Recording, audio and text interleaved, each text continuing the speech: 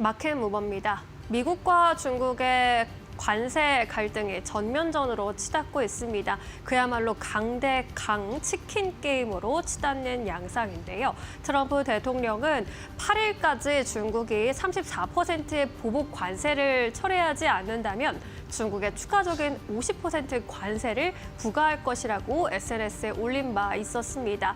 이로 하루 정도 지난 우리 시간으로 9일 오전에 결국에는 이 50% 추가 관세를 부과하는 행정명령에 서명을 했습니다. 기존에 중국에 대한 20%대 관세 플러스 34%의 상호 관세, 여기에 더해서 50% 추가 관세까지 매기면서 총 관세 부과율이 104%에 육박하게 된 겁니다. 이를 두고 중국에서도 강하게 맞섰습니다. 중국의 상무부 대변인은 중국은 미국의 관세 추가 인상 위협에 단호하게 반대한다면서 미국이 고집대로 한다면 중국도 반드시 끝까지 맞설 것이라고 했는데요. 그렇다면 중국은 어떤 카드를 꺼내들 수 있을까요? 중국의 관영 신화통신사나 소셜미디어 계정 뉴탄진에 올라온 이 게시글이 화제가 되고 있습니다. 중국은 관세에 대한 반격 조치로 미국에 최소 6가지 묘수를 준비했다라고 하면서 일단 1번으로 미국산 대두와 수수 등 주요 농산물 대상의 관세 인상을 시사했습니다. 여기에 더해서 미국의 가금류와 육류의 중국 수입 전면 금지도 언급을 했고요. 특히나 펜타닐 관련 미중 협력 중단도 언급을 했습니다. 여기에 더해서 미국이 흑자를 보고 있는 서비스 무역 분야의 규제, 미국의 영화의 중국 수입 금지 조치, 또한 중국 내 미국 기업의 지식재산권 독점 조사 착수까지 나설 수 있다라는 점을 분명하게 했습니다. 이러한 가운데 다른 국가들은 트럼프의 눈치를 보면서 협상에 나서려는 모습을 나타내고 있죠. 특히 일본이 적극적으로 나서고 있는데 이시바 총리가 트럼프와 전화회담을 진행했고요. 미국의 베센트 재무장관이 일본과 협상을 개시했다라는 소식을 공식적으로 공개를 했습니다. 이로 인해 일본 증시가 탄력을 좀 받기도 했지만 이내 미중 무역 갈등 속에 다시금 하락하는 변동성 큰 모습 나타내고 있습니다. 유럽연합에서도 모든 공산품에 상호 무관세를 제한할 것이다라고 이야기를 했고요. 우리나라도 나서고 있는 모습입니다. 정인교 통상교섭본부장이 미국행 비행기에 올랐고요. 정 본부장은 철강과 자동차 관련해서 개별 관세 등의 협의에 나설 것이다라고 언급을 했습니다. 뿐만 아니라 한덕수 대통령 권한대행과 트럼프가 약 28분간 전화 통화를 했는데 이후 트럼프 대통령이 SNS에 한 권한대행과 훌륭한 전화 통화를 했다라면서 시장에 또 메시지를 던졌는데요. 다음 장에서 만나보겠습니다. 트럼프 대통령은 자신의 소셜미디어인 트루스 소셜에 우리는 한국의 무역 흑자, 관세, 조선업과 미국의 LNG 구매에 대한 알래스카 합작 투자, 그리고 우리가 제공하는 대규모 군사 보호에 대한 지불에 대해서 이야기했다라고 올렸습니다. 결국에는 이전에도 강조를 좀 했었던 조선업종, 그리고 미국의 LNG 쪽, 그리고 방산 쪽으로의 업종의 수급을 쏠림 현상을 야기하는 발언을 또 내놓은 건데요. 한편 백악관의 국제경제위원회 위원장인 케빈 헤셋은 트럼프가 무역협상에서 한국과 일본 같은 동맹을 우선하라고 지시했다라고 폭스뉴스 인터뷰에서 발언을 했습니다. 이러한 발언은 또 조그만 희망을 주고 있는데요. 관련해서 어떤 협상이 나오게 될지, 트럼프 대만 또 어떤 시장에 영향력을 줄지 주시해봐야겠습니다. 마켓무버였습니다. 네, 이어서 오늘도 시장 이야기 해보도록 하겠습니다. 오늘도 모셨습니다. 지시인포의 박근호 이사 모시고 시장 이야기 해보도록 할게요. 안녕하십니까? 안녕하십니까? 네, 이사님 오늘 시장 이야기 해보도록 하겠습니다. 오늘도 시장이 안 좋아요. 이게 이제 안 좋을 거라는 건 알고 있었는데 정말 코스피가 2,300선이 깨질까 하는 의문들은 다들 가지고 계셨던 것 같아요. 왜냐하면 코스피가 지난해 워낙 안 좋았고 사실 올린 것도 얼마 없기 때문에 미국 증시야 뭐 지난해 사상 최고치를 계속해서 경신한 바 있고 그렇기 때문에 좀 빠진다고 하더라도 코스피 코스닥이 이 정도로 빠질 줄은 몰랐다. 아마 다들 그렇게 생각하실 것 같고 보니까는 대만 쪽이 좀 크게 빠져요. 5.7% 넘게 급락세, 니케이도 4%. 니케이 어제 급등했다가 오늘 또 급락하는 거 보니 시장의 말 그대로 변동성이 커진다 이렇게 보면 될 것 같습니다. 무엇보다 저희 어제 이제 파이널샷에서 서영훈 차장님 연결했을 때 지금 이 시장에선 지수보다는 환율 시장, 외환 시장 봐야 된다. 원달러 환율 봐야 된다라는 의견 전해주신 바 있는데 오늘 원달러 환율이 다시 한번 금융위기 때 이후로 최고치를 경신했습니다. 1,487원대까지 올라갔는데 시장 어떻게 보면 될까요? 지금 바로 주제 만나보도록 하겠습니다. 네, 말한 그대로입니다. 관세 공포도 있고 환율 공포도 있고 시장이 약세를 이어가고 있습니다. 이게 참 뻔한 질문이고 이렇게 질문 드리는 게 맞나 싶어요. 뭐 전략은 뭐 전략이라고 해봤자 현금을 보유하고 뭐 이런 거일 텐데 그렇게 가야 하는 이유를 저희가 하나하나 좀 짚고 가보도록 하겠습니다. 네, 알겠습니다. 하나하나. 네. 일단 현 상황을 이제 체크를 해보는 게 가장 좀 급선무일 것 같은데 일단 내일 일단 빅 이벤트가 좀 하나가 있죠. 우리나라 시간으로 목요일 8시 30분에 미국 이제 CPI 발표, 그 다음 날 이제 PPI 발표가 있는데 관세가 우리나라 시간으로 오늘 1시에 이제 발효가 됐죠. 근데 지금 나오는 CPI, PPI는 사실 관세의 영향은 안 받았을 거란 말이죠. 그러니까 힌트를 얻을 수 있는데 네. 이제 그동안의 뉴스를 보면 미국에서 이제 소매점들, 그러니까 우리가 보통 소비자들이 많이 살 수 있는 것들이 그 가격이 벌써 오르고 있다라는 선수요가 아마 있었겠죠. 기사들 좀 많이 나왔거든요. 그래서 그것과 관련돼서 어느 정도 좀 이게 좀 임팩트가 있을지 좀 체크를 하는 부분들이 이제 내일 가장 중요한 게 이제 CPI 발표. 그다음 실질적으로 중요한 건 이제 5월 달에 CPI가 가장 중요할 것 같긴 하고 이런 식으로 트럼프 대통령이 이제 당선되기 전에 이제 선거 운동할 때 이런 얘기를 좀 한 적이 있어요. 주식 시장에 좀 약간 그 순화해서 말씀을 드리면 주식 시장에서 힘을 좀 빼고 그거를 미국 국채 쪽으로 좀 약간 시장에 자금들을 좀 유입을 시키겠다라는 얘기를 한 적이 있었었는데 그게 사실 증권사에서도 보는 게 지금 시장을 굳이 빼는 이유다. 의도적으로 빼고 있다. 그렇죠. 이렇게 보잖아요. 뷰도 그렇고 실질적으로 트럼프 대통령이 그때 당시에 당선 전에 그런 얘기를 한 적이 있었거든요.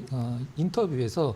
근데 지금 미국이 발등에 불이 떨어진 게 뭐냐면 이제 그 바이든 정부 때 이제 재무장관, 이제 제네 옐런 그 여자분이죠. 장관이 국채를, 그것도 단기 국채를 너무 많이 발행을 해놔서 지금 미국 트럼프 정부 들어서서 6개월 내에 갚아야 될 돈은 7조 달러거든요. 근데 7조 달러는 말이 7조 달러지 우리나라 돈은 1경이 넘는 돈인데 그럼 이 돈을 어디에서 마련을 할 것이냐. 그러면은 관세로 마련한다는 것은 실질적으로 좀 불가능한 상황이고 트럼프의 앞서서 말씀드린 부분이 만약에 진짜 트럼프의 생각이라면 시나리오가 이렇게 가는 거죠.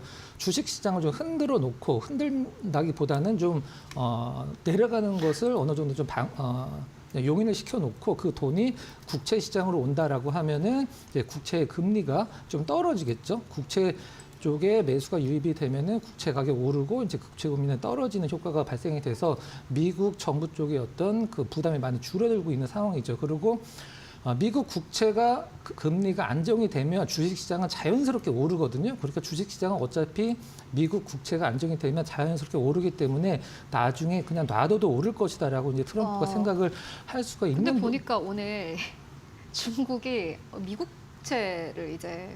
국채를 매도해서 이게 진짜 문제가 되는 것 같아요. 104% 관세 부과, 우리는 미국 국채 매도. 네, 과거에는 뭐 일본, 중국, 유럽에서 미국의 국채를 아무리 발행을 한다라고 하더라도 다 받아줬었거든요. 그렇죠. 근데 지금은 그런 상황이 아니기 때문에 그 부분이 가장 큰 문제가 되는 거고 중요한 것은 일단은 지금 이제 중국이나 미국 쪽에서 이제 보복 관세 쪽을 선명을 한 기업들을 보면 어느 쪽에 관세를 부과를 하냐면 미국의 이제 농산물, 축산물 쪽 위주로 이제 관세를 많이 보복 관세를 매기겠다라고 천명을 했거든요.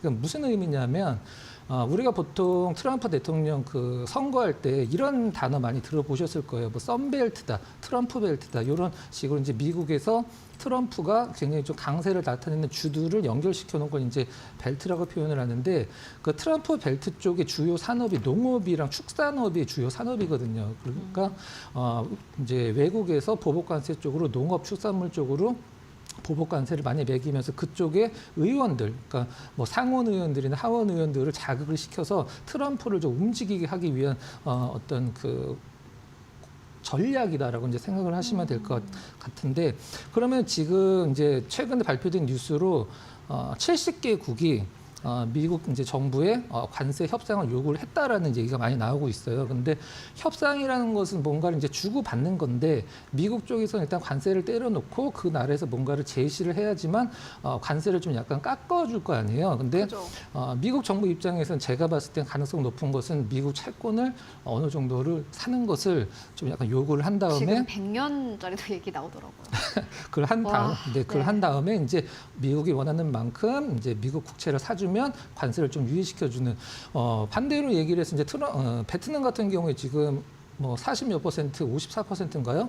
관세를 때려 맞았는데도 미국 쪽에 우리는 0%를 적용을 시키겠다라고 했는데도 전혀 지금 어떤 그 관세 협상에서 유리한 고지를 차지하기 못하고 있는 부분들을 보면 미국이 원하는 것은 좀 약간 따로 있다라고 생각을 하고 있어요.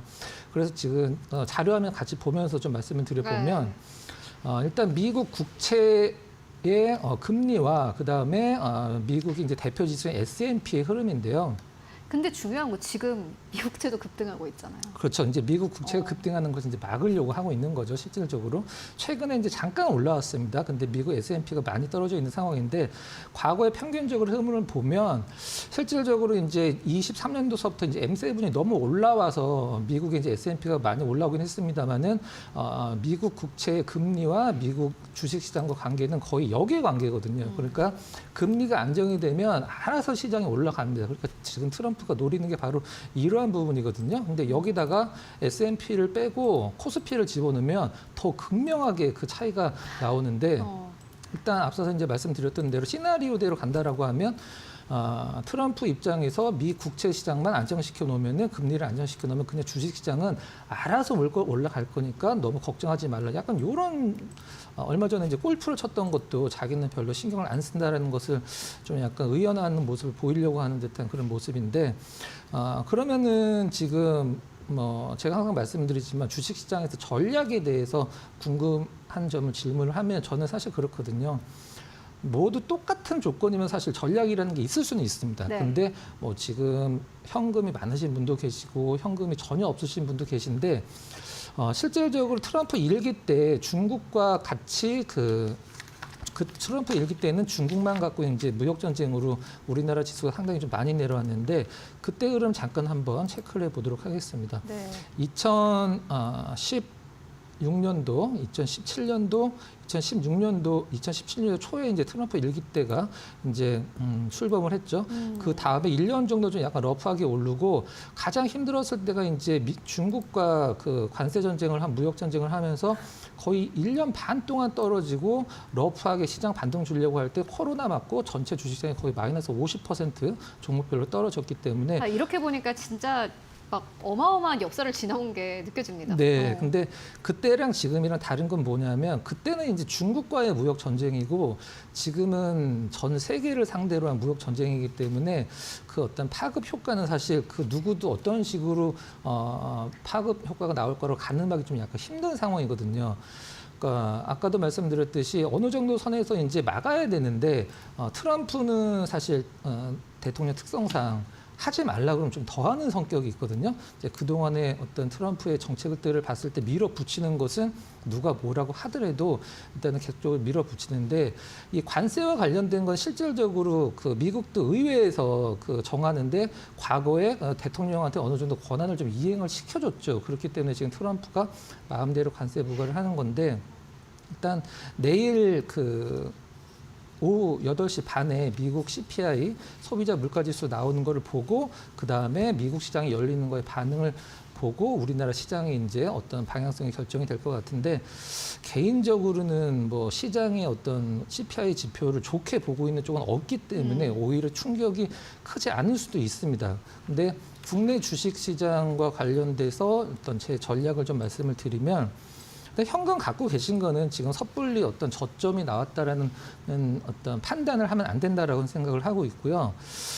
일단 돌다리도 두들리자라는 네. 어떤 그런 성격으로 반등 시에 조금씩 좀 저는 뭐 차익 실현이 아니라 손실을 줄이는 차원에서 조금씩 좀 약간 그 매도를 해 놓는 게 가장 현실적인 좀 안타깝지만 전략이라고 저는 말씀을 드리도록 하겠습니다. 전략이 없다 이렇게 보는 게 맞을 것 같습니다.